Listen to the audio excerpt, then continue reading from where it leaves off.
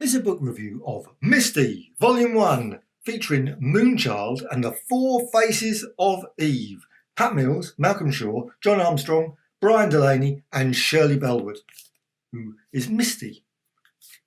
On the back, pretty creepy back there, you've obviously got the Moonchild there. Now this is from Treasury of British Comics.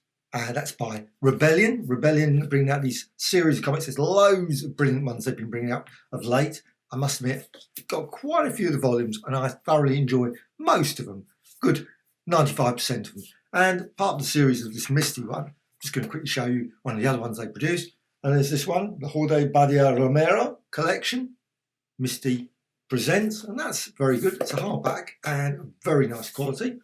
So it's that, as well as the Misty Volume 3. That's got a lovely wolf girl story, which is quite good. Very good, actually. And also this one, which I quite enjoyed, The Sentinels and End of the Line. This is Volume 2. So you get to this one. Now this has got 112 pages, and it's all in black and white. I'll just show you the spine. It's a fairly thin book, you can see there. And the stories originally came out in 1978. This book was from 2016. Well, this one was published in 2018. So the story is 1978, and it featured in the very early issues of Misty, 1 to 13, as well as 20 to 31. So you've got the pictures there of... Anyway, Pat Mills and Will Prigmore created Misty. You got forward. I love forwards. I really wish that all the books would have forwards, because it just gives you a bit of background information about the book, comic, and then on to the story. Moonchild. Now, there's very strong resemblance. I'm not going to say, but obviously Carrie comes to mind when you read this book, and I think Carrie, I think it's a really good film, and this was a very good story. Obviously, it's not the same. There's lots of it, but there's similarities, of course. However, beautiful restoration. Now, I don't know if they've done this from some original artwork or the original proofs, or how it. Or I assume they didn't do this from the actual comic books themselves and clean them up, because it's very sharp. You've got some lovely hatch in there that's really, really nice. Very sharp, so it'd be very hard to imagine. However, what they've done, this is slightly smaller than your average comic, which is a pity. I don't know why they didn't go, because I'm just going to go back to it. So you've got Misty, you've got this one, and you can see the book is slightly bigger. Why they didn't bring out these ones in that format as well doesn't make sense. However, yes, they did, and that's hopefully maybe they might bring out new versions, and they will be slightly bigger versions. That would be nice. But the story itself, well, the story is really quite good. I'm just going to quickly, like her grandmother before her, Rosemary Black has discovered she has the power to move things with her mind. And of course, there's school bullies and all that sort of things, lots of characters. And the story is a decent pace. I mean, now this would have been each week. Now, what they've done is slightly different from, they've got Moonchild there. So clearly, looking through this, they've removed the banner in some cases. Now, that's pretty good. But so I assume the banner would have gone there, Moonchild.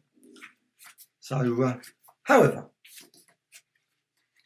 the artwork, let's just quickly show you the artwork, just show you a brief bit of the artwork.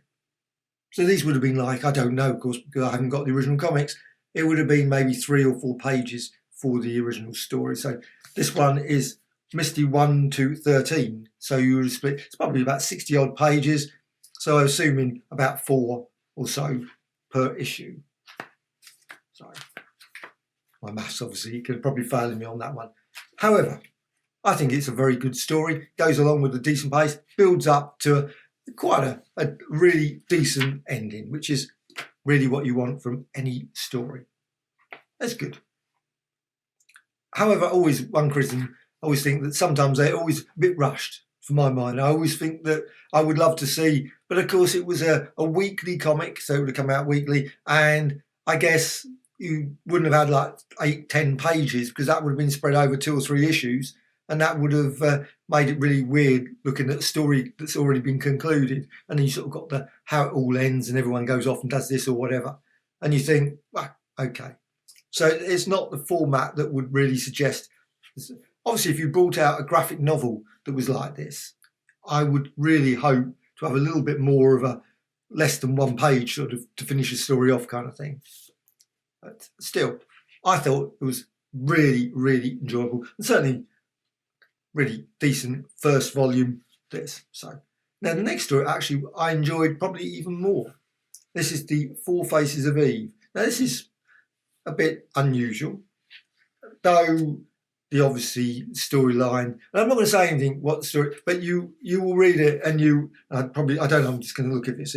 Eve Marshall develops amnesia after an accident. Unable to remember anything in her past, haunted by nightmares involving the death of 3 other girls, Eve sets out to, and etc. So there is actually you read it and you'll go, I know what that is. And you start getting that impression. You think, it's a bit like, obviously it isn't like, because it is completely different, but they're obviously where the story's going. You feel, yeah.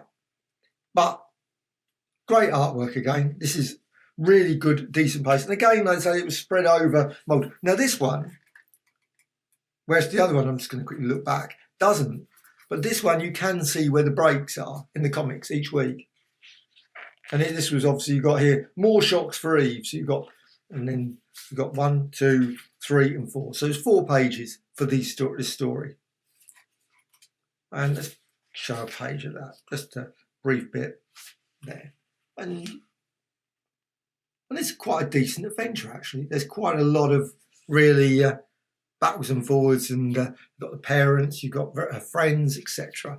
It's, I thought, genuinely a good story. Yeah. And this would, again, when I said before with some of these Misty ones, I was thinking this would make a great TV series.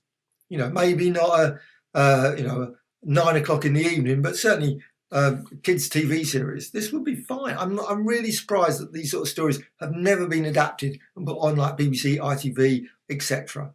Netflix series or something like that, because I think these are really decent tales that could work quite easily in a film or TV series. So you've got all the story all the way through to the end. Brilliant story. Again, a bit of a sort of, well, actually this one doesn't. This actually, it does, at least with the last comic, the story does stretch over a bit, over 2 issues, which is good. Because sometimes, like I think that they always sort of rush to bang.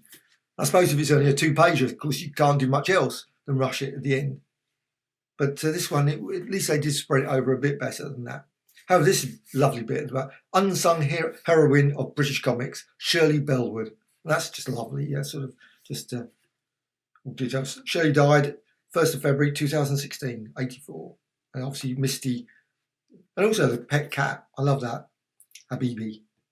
Lovely.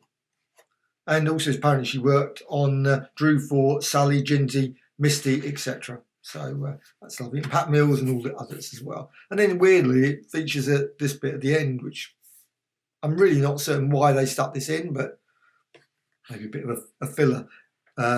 Be a devil. Just seems a bit out of place, this sort of, but they often had these things where you could sort of make a model or sort of got sort of like Blue Peter, sort of, you can knock this out, a bit of cardboard, real sort of, I suspect that if I ever did anything like that, it wouldn't look remotely like the drawing here. However, Misty, Volume 1, thoroughly enjoyable, brilliant little thing, totally recommended.